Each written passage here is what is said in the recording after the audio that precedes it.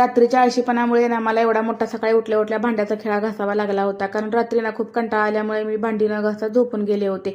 सकाळी उठल्या ना आधी भांडी घासून घेतली. नित्य झाल्यापासून आम्ही अशी रात्रीची भांडी कधीच ठेवत नाही, पण रात्री ना खूप कंटाळा आला होता म्हणून घासलीच नव्हती. आणि नित्य झाल्यापासून ना मी जे ते काम जे आता टायमाला करून रिकामे होते, कारण तेच बरं पडतं मला. आज होता संडे असो वा मंडे, बायकांच्या कामाला ना कोणत्याच डेला सुट्टी नसते, कारण सरकारने ना फक्त सरकारीच कामाला सुट्टी दिलेली असते. हो ना. असो, इथे ना मला बाथरूमची डीपमध्ये क्लिनिंग करायची होती, ते ना माझं रविवारी ठरलेलं काम असतं.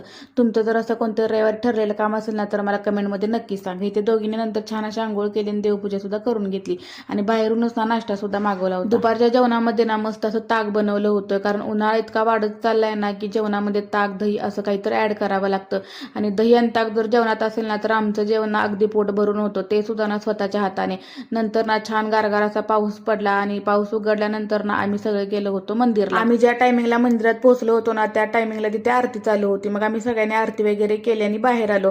बाहेर ना छान असं वारं सुटलं होतं, कारण पाऊस ना नुकताच पडून गेला होता. आरती वगैरे झाल्यानंतर ना तिथे प्रसाद सुद्धा होता. मग सगळ्यांनी छान असा प्रसाद वगैरे घेतला आणि घरी आलो.